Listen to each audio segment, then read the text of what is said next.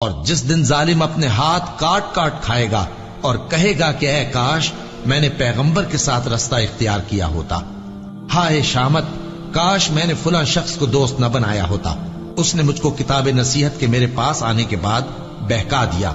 اور شیطان انسان کو وقت پر دغا دینے والا ہے۔ یوں نہیں، جب زمین کوٹ کوٹ کر برابر کر دی جائے گی اور تمہارا پروردگار جلوہ فرما ہوگا اور فرشتے قطار در قطار آ جائیں گے اور دوزخ اس دن سامنے لائی جائے گی، تو انسان اس دن سوچے گا، مگر اب سوچنے سے اسے فائدہ کہاں مل سکے گا؟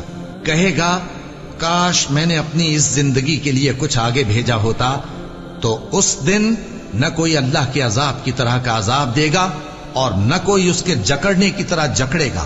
جس دن ان کے چہرے آگ میں الٹ پلٹ کیے جائیں گے تو کہیں گے اے کاش ہم اللہ کی فرما برداری کرتے اور رسول صلی اللہ علیہ وآلہ وسلم کا حکم مانتے۔ اور جس کا نامہ اعمال اس کے بائیں ہاتھ میں دیا جائے گا تو وہ کہے گا اے کاش مجھ کو میرا اعمال نامہ نہ دیا جاتا اور مجھے معلوم نہ ہوتا کہ میرا حساب کیا ہے۔ اے کاش موت میرا کام تمام کر چکی ہوتی، آج میرا مال میرے کچھ بھی کام نہ آیا، مجھ سے میرا اقتدار جاتا رہا۔ حکم ہوگا کہ اسے پکڑ لو، اب اسے طوق پہنا دو، پھر دوزخ کی آگ میں اسے جھونک دو، پھر زنجیر سے جس کی لمبائی 70 گز ہے جکڑ دو، اور ان سے دنیا کی زندگی کی مثال بھی بیان کر دو کہ وہ ایسی ہے جیسے پانی جسے ہم نے آسمان سے برسایا تو اس کے ساتھ زمین کی پیداوار مل کر نکلی، پھر وہ چورا چورا ہو گئی کہ ہوائیں اسے اڑاتی پھرتی ہیں، اور اللہ تو ہر چیز پر قدرت رکھتا ہے۔ مال اور بیٹے تو دنیا کی زندگی کی رونق و زینت ہیں، اور نیکیاں جو باقی رہنے والی ہیں وہ ثواب کے لحاظ سے تمہارے پروردگار کے ہاں بہت اچھی اور امید کے لحاظ سے بہت بہتر ہیں۔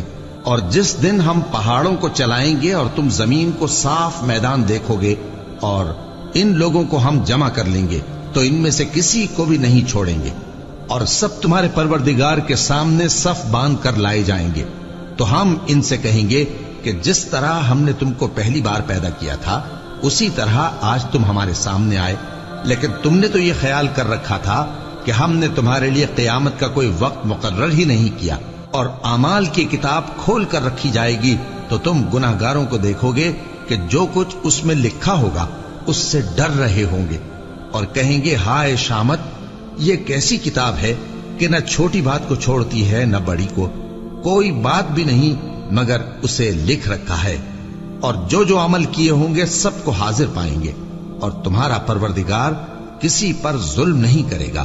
کاش تم ان کو اس وقت دیکھو جب یہ دوزخ کے کنارے کھڑے کیے جائیں گے اور کہیں گے کہ اے کاش ہم پھر دنیا میں لوٹا دیے جائیں تاکہ اپنے پروردگار کی آیتوں کی تکذیب نہ کریں اور مومن ہو جائیں۔ ہاں یہ جو کچھ پہلے چھپایا کرتے تھے آج ان پر ظاہر ہو گیا ہے، اور اگر یہ دنیا میں لوٹائے بھی جائیں تو جن کاموں سے ان کو منع کیا گیا تھا وہی پھر کرنے لگے۔ کچھ شک نہیں کہ یہ جھوٹے ہیں اور کہتے ہیں کہ ہماری جو دنیا کی زندگی ہے بس یہی زندگی ہے اور ہم مرنے کے بعد پھر زندہ نہیں کیے جائیں گے۔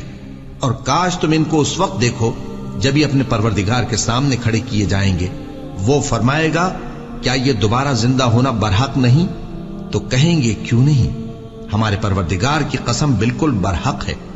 اللہ فرمائے گا اب کفر کے بدلے جو دنیا میں کرتے تھے عذاب کے مزے چکھو۔ جن لوگوں نے اللہ کے روبرو حاضر ہونے کو جھوٹ سمجھا وہ گھاٹے میں آ گئے، یہاں تک کہ جب ان پر قیامت ناگہاں آ موجود ہوگی تو بول اٹھیں گے کہ ہائے اس کوتاہی پر افسوس ہے جو ہم نے قیامت کے بارے میں کی، اور وہ اپنے اعمال کے بوجھ اپنی پیٹھوں پر اٹھائے ہوئے ہوں گے، دیکھو جو بوجھ یہ اٹھا رہے ہیں بہت برا ہے۔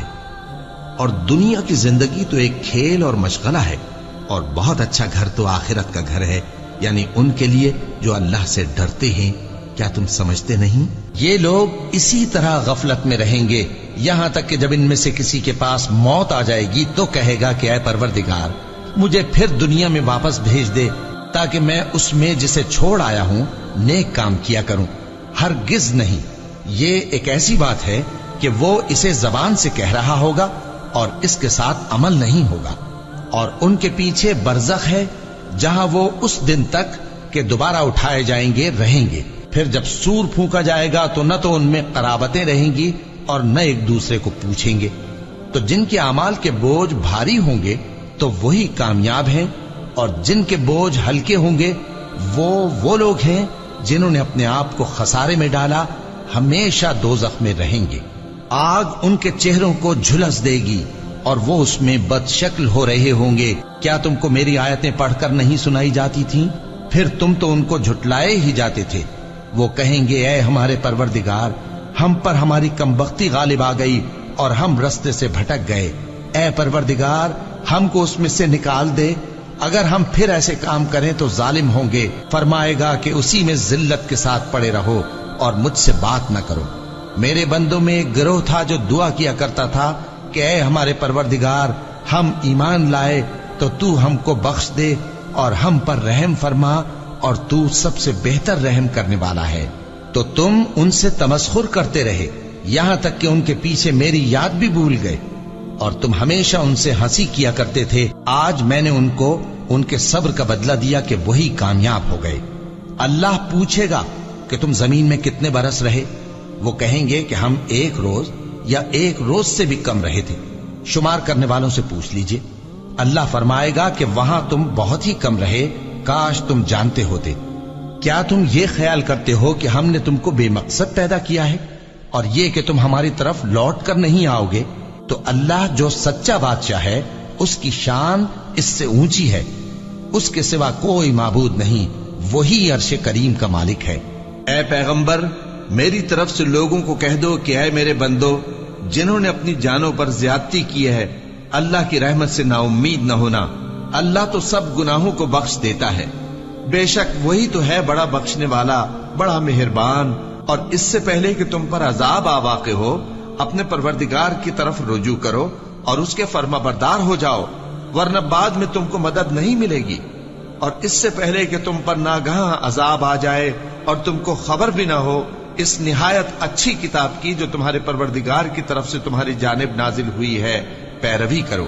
ایسا نہ ہو کہ اس وقت کوئی شخص کہنے لگے کہ ہائے اس کوتاہی پر افسوس ہے جو میں نے اللہ کا حق ماننے میں کی، اور میں تو ہنسی ہی کرتا رہا، یا یہ کہنے لگے کہ اگر اللہ مجھ کو ہدایت دیتا تو میں بھی پرہیزگاروں میں ہوتا، یا جب عذاب دیکھ لے تو کہنے لگے کہ اگر مجھے پھر ایک دفعہ دنیا میں جانا ہو تو میں نیکوکاروں میں ہو جاؤں۔ ارشاد ہوگا کیوں نہیں، میری آیتیں تیرے پاس پہنچ گئی تھی مگر تو نے ان کو جھٹلایا اور شیخی میں آ گیا اور تو کافر بن گیا۔ اور اے مخاطب، جن لوگوں نے اللہ پر جھوٹ بولا، تم قیامت کے دن دیکھو گے کہ ان کے چہرے سیاہ ہو رہے ہوں گے۔ کیا تکبر کرنے والوں کا ٹھکانہ دوزخ میں نہیں ہے؟ اور جو پرہیزگار ہیں ان کی کامیابی کے سبب اللہ ان کو نجات دے گا، نہ تو ان کو کوئی تکلیف پہنچے گی اور نہ وہ غمناک ہوں گے۔ اللہ ہی ہر چیز کا پیدا کرنے والا ہے اور وہی ہر چیز کا نگراں ہے۔